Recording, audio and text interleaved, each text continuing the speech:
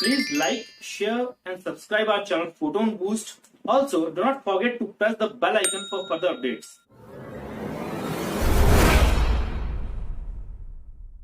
Welcome to our channel Photon Boost.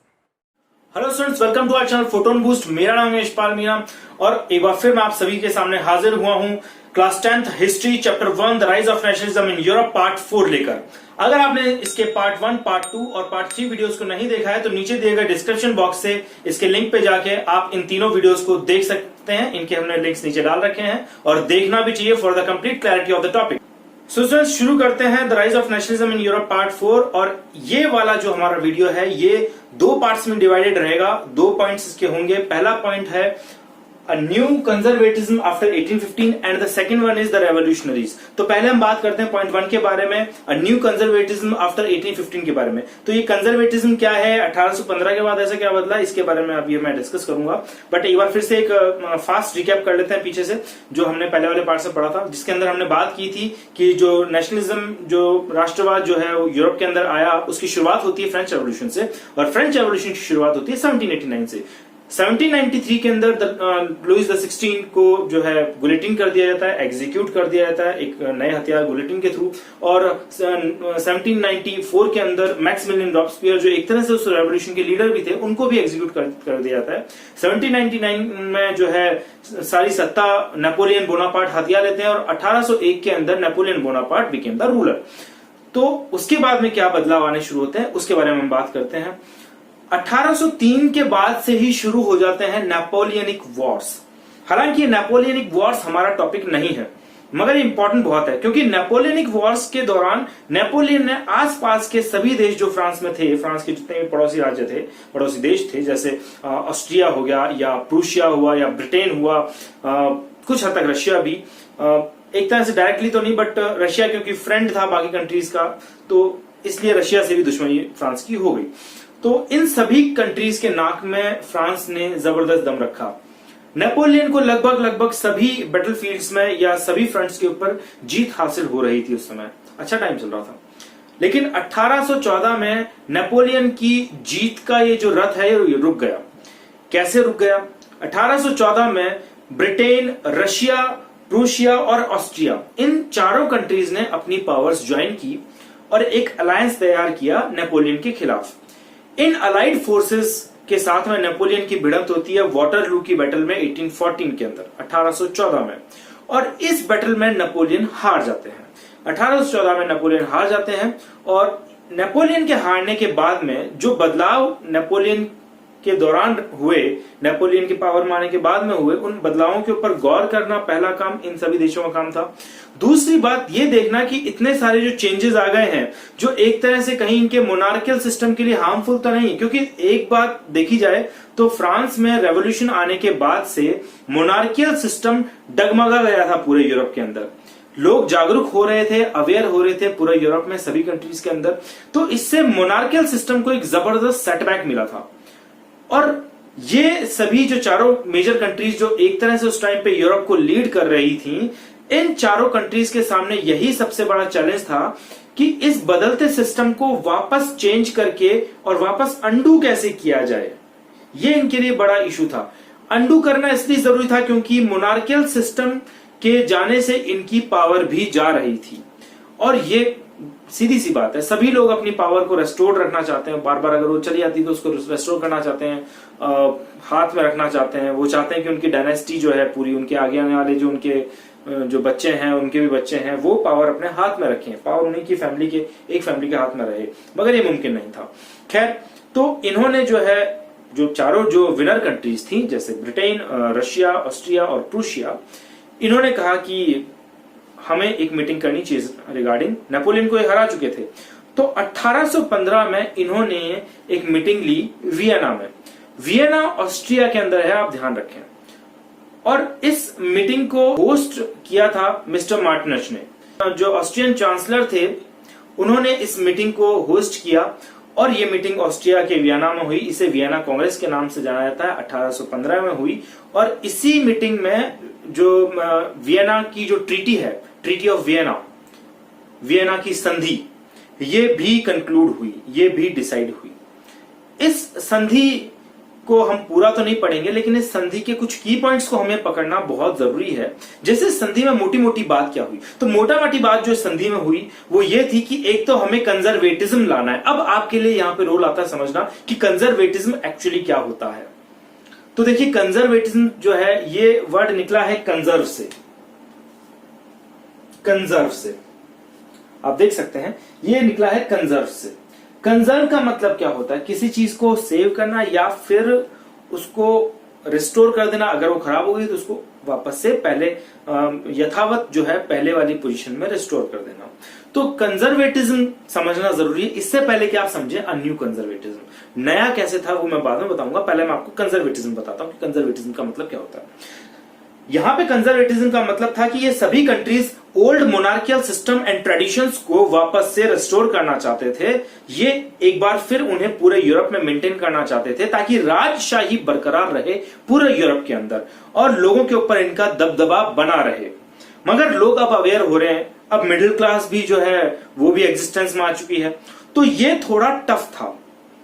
तो ज्यादातर जो कंट्रीज थे और उन कंट्रीज के जो चांसलर्स थे वो इस पुराने स्टाइल के कंजर्वेटिज्म के लिए तैयार नहीं थे। हालांकि कंजर्वेटिज्म तो ये सभी चाहते हैं, मगर ये चाहते थे कि इसका एक नया फॉर्म हमारे सामने आए। तो इस नए फॉर्म, ये नया फॉर्म कैसा हो, इसका जवाब भी हमारे नेपोलियन भाई साहब दे गए थे पहले ही। नेपोलियन के टाइम पे जो बदलाव है, क्योंकि जैसा कि मैंने आपको बताया था कि 1801 में नेपोलियन खुद रूलर बन गए, तो जब वो खुद रूलर हैं तो वो डेमोक्रेसी तो लाना नहीं चाहेंगे। मैं पुराने वीडियोस में बता भी चुका हूं कि किस तरह से उन्होंने डेमोक्रेसी को तकरीबन खत्म कर दिया फ्रांस के अंदर, लेकिन फिर भी फ्रांस का व्यापारी वर्ग खुश था, इसलिए नेपोलियन का सिक्का चल रहा था।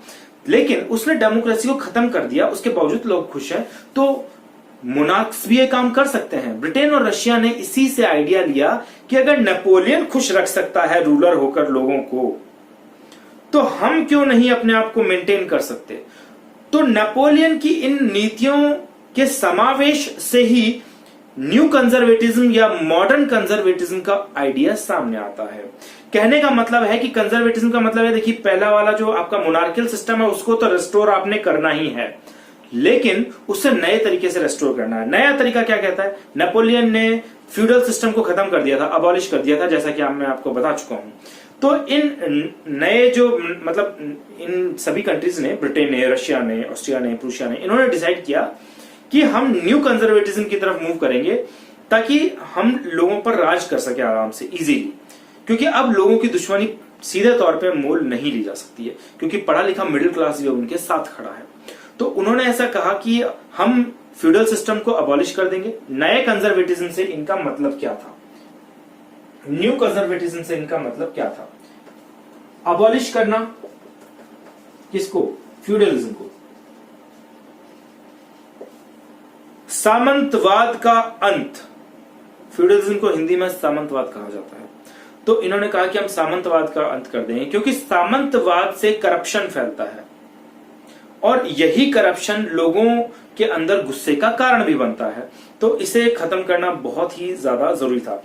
इसके अलावा मॉडर्न आर्मी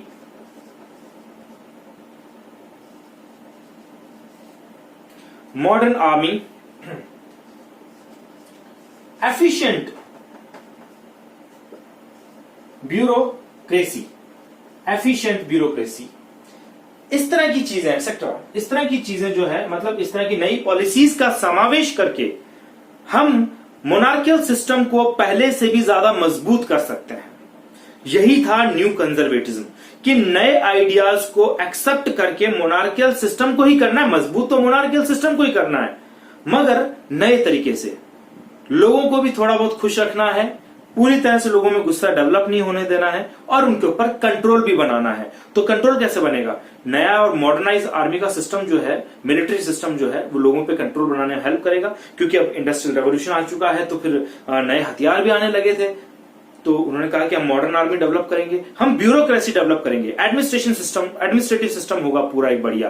पहले की तरह सेंट्रलाइज्ड पावर नहीं होगी कि सारा का सारा जो पावर है वो किंग, यानी कि किंग के पास, यानी कि सेंटर में जो है वो वेस्ट करता है, सारा का सारा पावर किंग के हाथ में है। ये नहीं, हमें एक एडमिनिस्ट्रेटिव सिस्टम डेवलप करना पड़ेगा जो लोगों के गुस्से को आउटलेट भी करता रहे और अपनी पकड़ भी बना के रखे लोगों पे। तो ये सब इन्होंने मोनार्कियल सिस्टम को मजबूत करने के लिए ही किया, और ये थी लेगेसी यानी कि विरासत नेपोलियन की, क्योंकि नेपोलियन ने यही बड़े बदलाव किए थे अपनी एडमिनिस्ट्रेशन के दौरान। नेपोलियन ने एक जबरदस्त एडमिनिस्ट्रेटिव सिस्टम, जैसा कि मैं आपको पिछले वीडियोस में ऑलरेडी बता चुका हूं, पुराने वीडियोस में, कि नेपोलियन अपने जबरदस्त एडमिनिस्ट्रेटिव रिफॉर्म्स के लिए बहुत फेमस रहा। तो इन्होंने नेपोलियन के एडमिनिस्ट्रेटिव रिफॉर्म्स को एज इट इज एक्सेप्ट कर लिया, और उसके साथ साथ उसकी जो अबॉलिशमेंट ऑफ फ्यूडलिज्म था उस पॉलिसी को भी एक्सेप्ट कर लिया, मॉडर्न आर्मी को भी एक्सेप्ट कर लिया, इंटेलिजेंस को भी एक्सेप्ट कर लिया। ये सभी चीजें इन मोनार्क्स ने की, क्यों? ताकि मोनार्कियल सिस्टम को और ज्यादा मजबूत किया जा सके। यही था a new conservatism with some new ideas, right. लेकिन अभी भी ये किसी भी तरह से लोगों की जो इनके खिलाफ उठती आवाज है, जो रेवोल्यूशनरीज का साउंड है, वो इस बार ये बर्दाश्त करने को तैयार नहीं थे। ये किसी भी तरह का क्रिटिसिज्म अब फेस नहीं करना चाहते थे। क्रिटिसिज्म फेस ना करने के दो ही तरीके होते हैं, या तो आप अपने आप को सुधार लीजिए या फिर आवाज दबा दीजिए। तो अब ये तो अपने आप को सुधारने से रहे, क्योंकि जब मोनार्क से तो अपने आप को क्यों ही सुधारेंगे, इतना सुधार तो लिया इन्होंने, बस इससे ज्यादा सुधार की उम्मीद आप नहीं कर सकते इनसे। इसीलिए इन्होंने क्या किया कि लोगों की आवाज दबाना शुरू कर दिया, और लोगों की आवाज को दबाने के लिए सबसे बढ़िया फॉर्मूला लेकर आए, ये नया लॉ लेकर आए। इस नए लॉ का नाम था सेंसरशिप लॉज। देखिए सेंसरशिप लॉज क्या होते हैं ये मैं आपको भी थोड़ी देर में समझा देता हूं। सेंसरशिप लॉज, आपने जो हमारी जितनी भी मूवीज आती हैं बॉलीवुड की, आप जानते हैं कि हमारे एक सेंसर बोर्ड होता है। मूवी शुरू होने से पहले एक सर्टिफिकेट आता है, वो सेंसर बोर्ड का सर्टिफिकेट होता है। उसमें मूवी को एक तरह से परमिशन दी होती है कि मूवी जिस भी टाइप की होती है, यूनिवर्सल रिलीज अगर आप उसे कर सकते हैं, सभी उसे देख सकते हैं, तो उसके ऊपर साइन होता है, यूए करके एक साइन होता है, अलग अलग तरह के साइंस आते हैं, तो आप वो सर्टिफिकेट देख सकते हैं। वो सर्टिफिकेट होता है एक्चुअली सेंसर बोर्ड का सर्टिफिकेट। एक तरह से सेंसर बोर्ड को अगर लगता है कि ये चीज हमें पर्दे पे नहीं दिखानी है, तो वो उसमें काट छांट कर देता है। कहने का मतलब डायरेक्टर्स को और मूवी की जो टीम है उनको बोलता है कि सेंसर बोर्ड की आप जो है ये सब पार्ट्स हटा लीजिए, ये हम जो है पूरी पब्लिक के सामने ये चीजें नहीं दिखा सकते। खैर यहाँ पे इसका होना एक अच्छी चीज है, बट ये जो सेंसरशिप लॉज हैं ये इसलिए थे ताकि लोग जो न्यूज़पेपर्स में रेवोल्यूशनरी ब्लॉग्स लिखते हैं, रेवोल्यूशनरी आर्टिकल्स लिखते हैं, पोएम्स लिखते हैं, सॉन्ग्स लिखते हैं, इस तरह की किताबें लिखते हैं, कहानियां लिखते हैं, इन सब पे सेंसरशिप लॉज के थ्रू कंट्रोल करना, कर्ब करना इसको। अब जो भी न्यूज़पेपर छपेगा, सेंसरशिप लॉज का मतलब मैं आपको डिटेल में बताऊं तो, अब अगर न्यूज़पेपर छपेगा तो न्यूज़पेपर सेंसर होने के लिए पहले मोनार्क्स की जो एडमिनिस्ट्रेटिव सिस्टम है उनके पास में आएगा, मोनार्क्स के पास में आएगा। टेक्निकली बात करें तो मोनार्क्स उसे पढ़ेंगे, और अगर उस न्यूज में कहीं भी कुछ ऐसा लिखा होगा जिससे मोनार्क की यानी कि राजा की इमेज को कोई खतरा होता है, तो उस पार्ट को सेंसर नहीं किया जाएगा, मतलब उसे परमिशन नहीं दी जाएगी। यही होते हैं सेंसरशिप लॉज। तो अगर इस तरह की चीज चलती रही तो राजा अपने खिलाफ कुछ लिखने नहीं देगा, और अगर वो अपने खिलाफ कुछ लिखने नहीं देगा तो लोग जागरूक कैसे होंगे। तो ये बहुत ही अच्छा तरीका था आवाज दबाने का। चलिए बात करते हैं हमारे आज के वीडियो के लास्ट पार्ट और सेकंड पार्ट, द रेवोल्यूशनरीज के बारे में। रेवोल्यूशनरीज कौन होते हैं? क्रांतिकारी होते हैं। हम सभी जानते हैं क्रांतिकारियों को रेवोल्यूशनरीज बोलते हैं। ये अक्सर वो लोग होते हैं जिनके अंदर सिस्टम के खिलाफ बहुत ज्यादा गुस्सा होता है, डेस्पोटिक रूल के खिलाफ बहुत ज्यादा गुस्सा होता है, और ये उसे खुलकर जाहिर भी करते हैं सामने आके, और ये बाकी जनता को भी एक तरह से प्रभावित करते हैं ताकि वो भी अपने अधिकारों के लिए आवाज उठाए। ये लोगों को अवेयर करने का काम करते हैं। ये तो हो गई रेवोल्यूशनरीज की डेफिनेशन एक तरह से। अब हम देखते हैं कि rise of nationalism in Europe में इन रेवोल्यूशनरीज का फेस किस तरह से बदल रहा है। हम मानते हैं कि फ्रांसीसी क्रांति से जो है एक तरह से राइज ऑफ नेशनलिज्म शुरू होता है। तो फ्रांसीसी क्रांति के दौरान ये जो रेवोल्यूशनरीज हैं, ये क्रांतिकारी हैं, इनका फेस बहुत ही अलग है। उसमें ये किसी शेर की तरह सामने कूद कर आते हैं और जो भी इनके खिलाफ जाता है उसे उठा के गुलेटिन में भर देते हैं। इन सब ने इकट्ठा होकर मारकाट मचा दी। तो इनका वहां पर फेस बहुत ज्यादा ब्लडियस था। लेकिन धीरे धीरे जब लगने लगा बाकी राजाओं को और मोनार्कियल सिस्टम के लोगों को, तो उन्होंने देखा कि ये रेवोल्यूशनरीज अगर खुले छूटे तो हमें भी मार देंगे। तो 1815 की जो वियना कांग्रेस हुई और उसमें जो ट्रीटी ऑफ वियना हुई, उसमें उन्होंने डिसाइड किया कि हमें इन रेवोल्यूशनरीज को सप्रेस करना बहुत ही ज्यादा जरूरी है, अदरवाइज ये हमारे सर पे चढ़ते चले जाएंगे और एक दिन हमारा सर ही काट लेंगे। तो इसके लिए उन्होंने बहुत ही जो है ब्रूटल से लॉज निकाले, और उन्हीं में से एक जो था वो था सेंसरशिप लॉ, जिसके बारे में मैं आपको थोड़ी देर पहले बता चुका हूं। तो इन्होंने रेवोल्यूशनरीज की आवाज को जो है कब करने की पूरी तरह से ठान ली। And now the monarchial system is not ready to accept any kind of criticism, whether it is small और big, doesn't matters at all. वो किसी भी तरह का क्रिटिसिज्म हैंडल करने के लिए रेडी नहीं थे। तो इसीलिए उन्होंने एक दमन चक्र शुरू किया इन सभी क्रांतिकारियों के खिलाफ, इन सभी रेवोल्यूशनरीज के खिलाफ। और इस दमन चक्र में अगर इन्हें गलती से कहीं गंध भी आ जाती कि यहां से जो है इनके खिलाफ किसी तरह की कंस्पिरेसी तैयार हो रही है, तो वहां जाकर ये ब्रूटली उसे जो है कुचल दिया करते थे। यही काम किया पूरे मोनार्कियल सिस्टम के लोगों ने, पूरे मोनार्क्स ने यूरोप की लगभग सभी कंट्रीज में, जहां पर उन्होंने एक तरह से रिस्टोर कर दिया था पूरा मोनार्कियल सिस्टम न्यू कंजर्वेटिज्म के तहत। खैर, हम बात कर रहे हैं रेवोल्यूशनरीज के बारे में। तो इन रेवोल्यूशनरीज का अब देखिए फेज बदल गया है। अब ये रेवोल्यूशनरीज सीक्रेट सोसाइटीज के फॉर्म में बाहर आ रहे हैं, क्योंकि अंडरग्राउंड हो चुके हैं ये बिल्कुल। अंडरग्राउंड होने का मतलब ये है कि जान है तो जान है भैया, जान ही नहीं रहेगी तो आजादी का क्या करेंगे और आजाद करवाएंगे कैसे देश को। तो इनको भी इसी की कीमत समझ में आ गई, इसीलिए ये अंडरग्राउंड हो गए और इन्होंने सीक्रेट सोसाइटीज डेवलप कर ली आगे और रेवोल्यूशनरीज को ऐड करने के लिए और उनको ट्रेन करने के लिए। तो ये सीक्रेट सोसाइटीज अब सीक्रेटली काम कर रही हैं। मैं इनके कुछ एग्जांपल आपको अभी थोड़ी देर में दूंगा, लेकिन उससे पहले मैं एक बहुत ही इंपॉर्टेंट आदमी का नाम लेना चाहूंगा, जिसका नाम है ज्यूसेप मजीनी। ज्यूसेप मजीनी जो है वो 1807 में पैदा हुए थे इटली के जिनोवा शहर में। इटली के जिनोवा शहर में ये पैदा हुए थे और ये बहुत ही बड़ा नाम है। क्रांतिकारियों की बात करें, अगर हम रेवोल्यूशनरीज की बात करें, तो इनका नाम बहुत आदर से लिया जाता है, ज्यूसेप मजीनी का। इन्होंने इटली में जो है अपने क्रांतिकारी संगठन बनाए, लेकिन उससे पहले इन्होंने ज्वाइन किया कार्बनरी। इन्होंने कार्बनरी के साथ में इसके मेंबर बने। बाद में कार्बनरी हालांकि फेल हो गई। कार्बनरी एक सीक्रेट सोसाइटी ही थी। बाद में कार्बनरी, जैसे कि मैंने बताया कि इसका पता लग गया एडमिनिस्ट्रेशन को और ये फेल हो गई। इसके बाद में ज्यूसेप मजीनी जो है उन्होंने यंग इटली भी बनाया और यंग यूरोप भी बनाया, और 24 साल की उम्र में ये एग्जाइल में भी रहे। इनको पकड़कर जेल में भी बंद किया गया लंबे समय के लिए। उसके बाद में हालांकि इन्हें छोड़ दिया गया। इन्होंने उसके बाद में यंग इटली और यंग यूरोप जैसी ऑर्गेनाइजेशंस बनाई। और ज्यूसेप मजीनी का सिर्फ एक ख्वाब था कि इटली को यूनिफाई होना बहुत ज्यादा जरूरी है। अगर इटली यूनिफाई नहीं हुआ तो हम लिबर्टी यानी कि आजादी, फ्रीडम नहीं पा सकेंगे। इटली उस समय के एक पैचवर्क की तरह था, क्योंकि इटली पूरा का पूरा बटा हुआ था अलग अलग हिस्सों में। कुछ इटली का हिस्सा जैसे लोमार्डी वेनेशिया जो है ऑस्ट्रिया के पास में है, कुछ हिस्सा जो है वो रोम का, जो बेसिकली अगर मैं बात करूं तो रोम का हिस्सा पोप के अंडर है, कुछ हिस्सा सर्डिनिया के अंडर है जो कि वहां की सबसे मजबूत और ताकतवर स्टेट है। ठीक उसी तरह जैसे प्रूशिया जर्मनी में बहुत पावरफुल है। इसी बात से सबसे ज्यादा तकलीफ थी ज्यूसेप मजीनी को, और वो चाहते थे कि इसका यूनिफिकेशन हो। हालांकि इटली का यूनिफिकेशन हुआ भी, लेकिन उस तरह से नहीं जैसे ये चाहते थे। यूनिफिकेशन जर्मनी का भी हुआ।